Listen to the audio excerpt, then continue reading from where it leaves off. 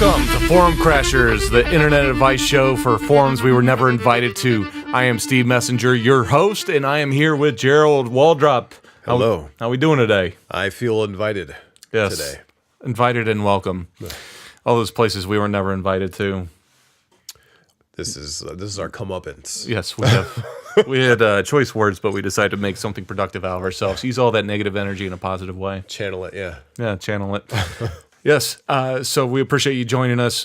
We typically will play Dungeons and Dragons, but today we are talking Dungeons and Dragons. In fact, we have scoured the internet for some questions.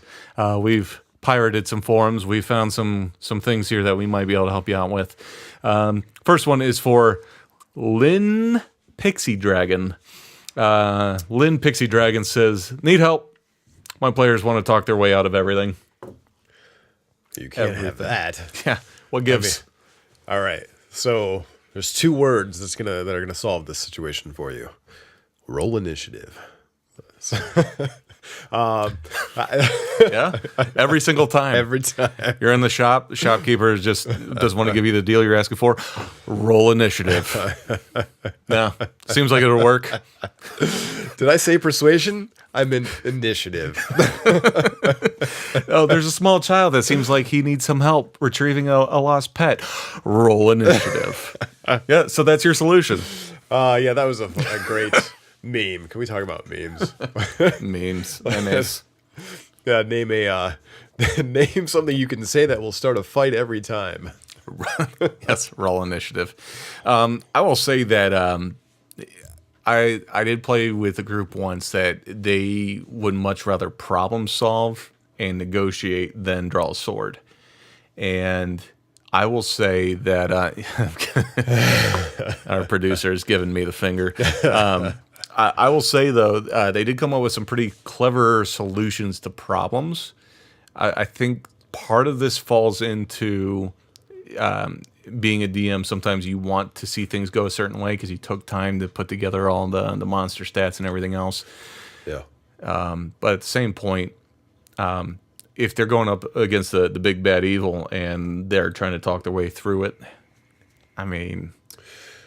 Well, I think this falls under a player's choice, and if you've listened to our previous... I'm an advocate of player choice, because as a DM, that's what you're kind of trying to facilitate. You're making a world in which they can interact, and they're going to enjoy the game most when their decisions have an impact on the world. But yeah, that being said, the reason characters gain experience is usually default is D&D in combat. That's in no way the only way that they should be able to gain experience, and certainly they should be able to, if they can reasonably make a good argument about why this shouldn't be a fight. I mean, I don't see why it would need to be forced.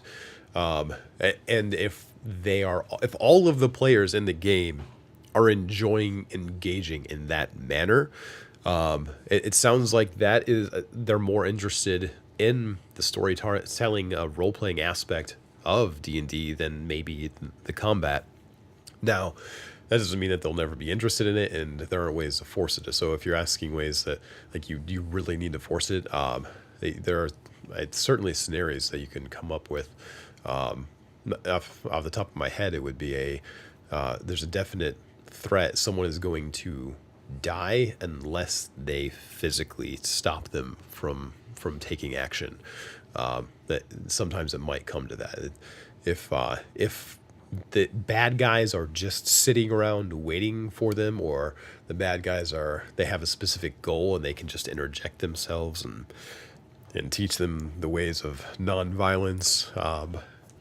Well, it could be expected. However, even if your players are really good at providing a persuasive argument, it doesn't necessarily mean that any particular NPC is going to be swayed. They could be very dedicated to their purpose. It doesn't mean that the characters themselves are as persuasive as the players. So even with a good argument, you're within the realm of D&D to call for a persuasion check to see if they're going to buy it, or if the outcome of the dice kind of tells you, is this a situation where someone would actually be persuaded? But ultimately, you can say that this person is so dedicated to this cause, they're not going to be persuaded. Be careful about that, because again, you don't want to railroad players. Railroad them. Use it sparingly. But there are some reasonable situations where that's just not going to happen. To that point, I think that what you might be running into is your bad guys, quote unquote, might be a little too gray.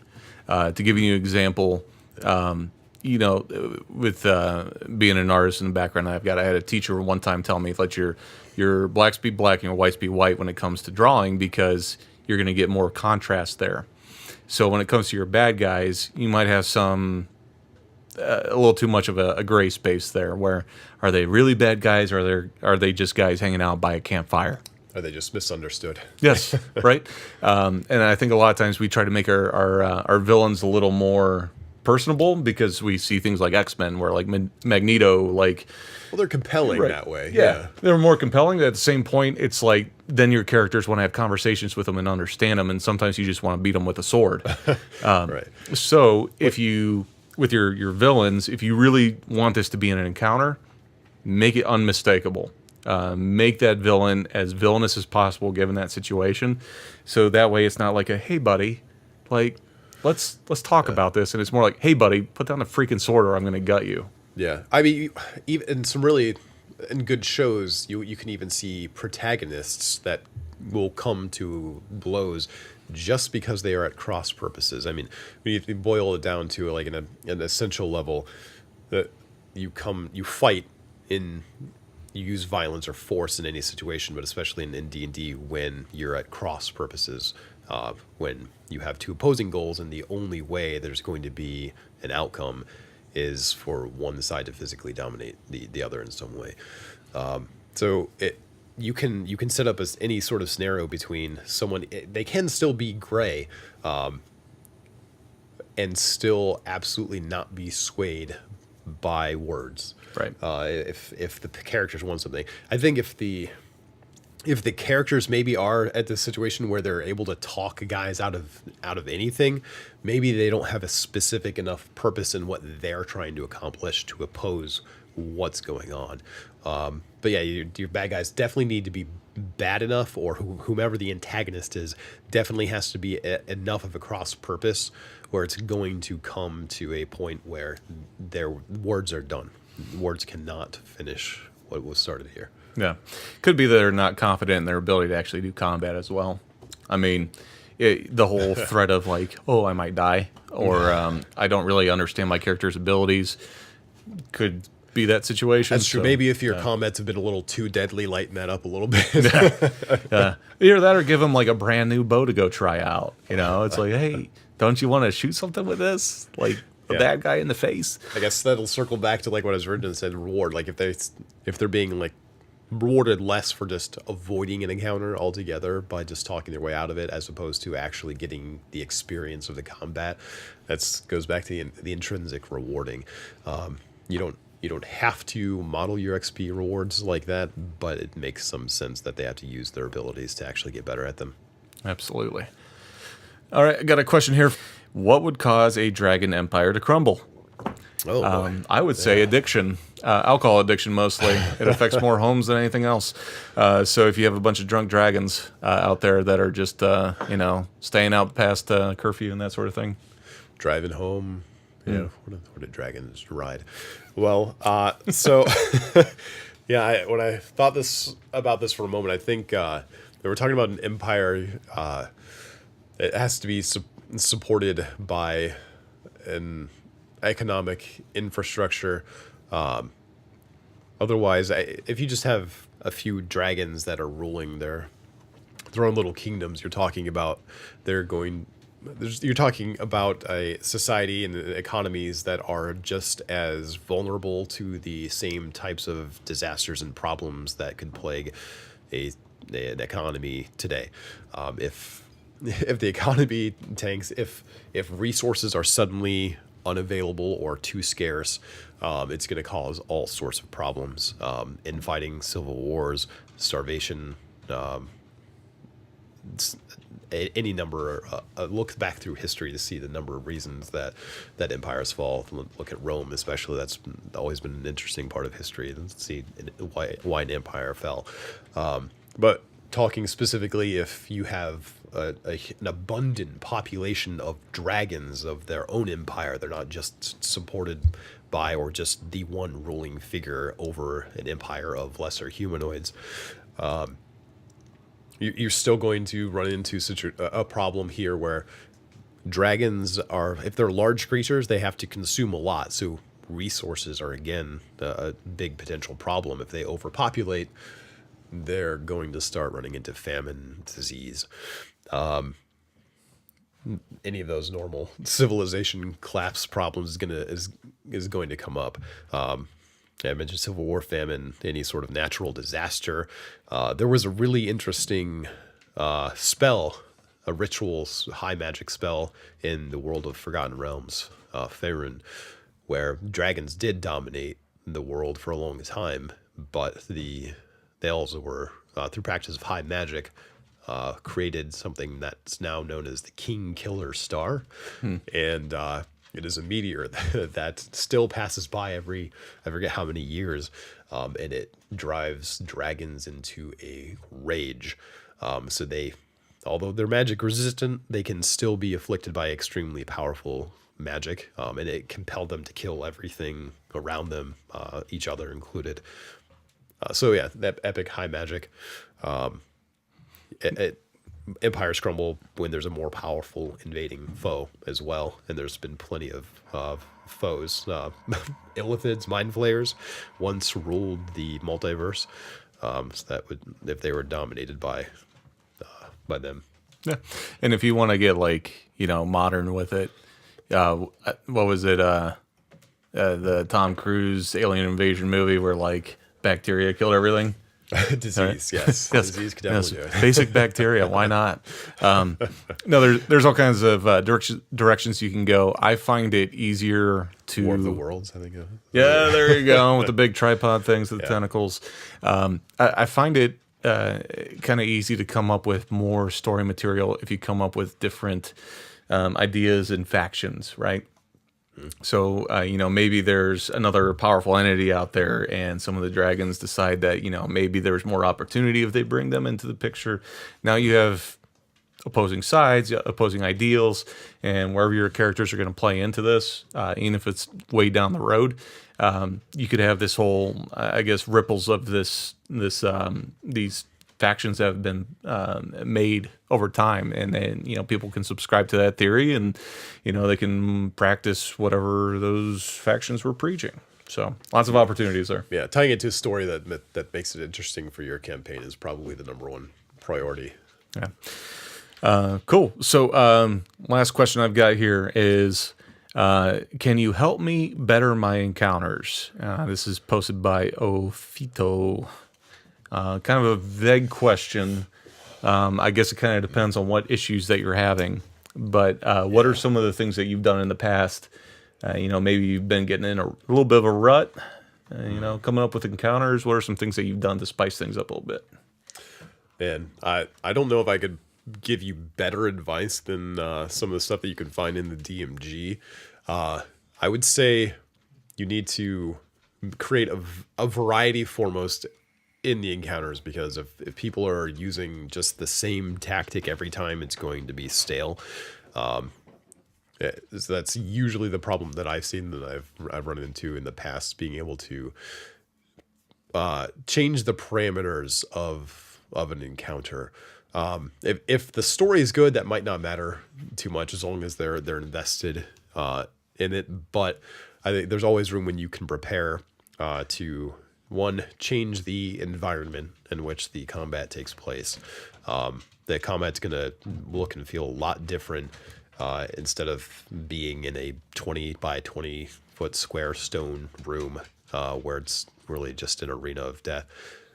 If you're now in a jungle and there's foliage, people are able to hide easier. and you have to spend double movement to get to other characters, and people have cover from long range distance. But I think that is probably the easiest one to get numb to, especially if you're using like a battle grid and that sort of thing. Really think about that environment, because it can change up the dynamics of everything. Yeah, I think one of the more interesting or fun encounters that I ended up coming up with while I was running a 4th Ed D&D game, there was combats tended to take a little bit too long because of the low damage compared to high hit points. So I was really extra compelled to put things on a grid, because 4th Ed worked well tactically when we were playing on a map. So I put together a tower room that would spin and had statues that would shoot out like laser beams of deadly energy, and they could see where they were going to fire, but they had to discover what the pattern was for these to be firing while they were in combat at the same time, so they couldn't just run up to the next enemy, hit the enemy until it was dead, and rinse and repeat, or tank and spank, where your big guy your big guy gets up front and everyone's firing from the background. Everyone had to be cognizant of the area and what was going on. And when the environment can change during the battle, that's especially fun. Like, say you have explosions going on all around, or if the earth itself is quaking, during the spell plague and Forgotten Realms, when motes of earth would come up from the ground and earth was falling away and you had to jump and traverse from platform to platform during combat. Any unique way you can change the environment is probably the one of the easiest things that comes to my mind to be able to spice up an encounter. There are so many different ways. If you change the objective, you're going to be changing the combat. If the objective changes from I need to kill all of the bad guys to I need to save a specific person that they have hostage, or I need to get to a specific location before they do, or I need to guard these people from the bad guys getting to them. Change the objectives, change the environment. Yeah, and that's exactly what I was thinking while you're talking here was, what can you do to up the stakes? There's different levers you can pull to increase the tension, because ultimately the more dramatic you can make your encounters, the better. So if let's say, for instance, if you go back to the very end, I believe, of season 1, we had one of the Titans that y'all were facing kind of went berserk, went nuts, and ended up grabbing a kid and was kind of holding it hostage kind of deal. Yeah. And y'all probably didn't know it, but like if you didn't kill him in a certain amount of time, like he was going to kill the kid. And it felt like that. Yeah, it was definitely going that way. But those sorts of things that puts a weight to your decisions and puts more emphasis on making the action happen. There's different things you can do too, as well as like changing the amount of damage they do, armor class, all that sort of thing. If you feel like your battles are just going too long, there's plenty of folks that can have posted on that in the past. But I really I enjoy the most when there's another element to the battle. Yeah. I think out of our campaign, one of my favorite ones was when you guys were fighting the Goliaths and the shark was coming up. From out underneath you, like those little things. Like you guys didn't have a real opportunity to fight the shark, but the shark could definitely bite the hell out of you. Right. Yeah. I also think that's probably the most interesting way to introduce traps. Because you can do a dungeon crawl where is the rogue going to make the DC check to disable a trap as you kind of slowly and carefully crawl through a dungeon, or you can make traps part of the encounter. Now, keep in mind that that's going to change the difficulty when you're designing it, but it will make, when they have to deal with more than one thing at once, the environment is changing or is deadly in itself. That's going to be fun. Love it. Love it. Well, friends, that's all the time we have for today. I want to thank you for checking us out. We play every Friday night, 11 p.m. Eastern Standard Time on Twitch. Check us out on there, twitch.tv/mythsandmystics. If you want to send us questions for us to answer us on the show, it's mythsandmystics@gmail.com. Otherwise, everything else is at the .com. Check it out. We love you. Thanks for tuning in. We'll see you next time.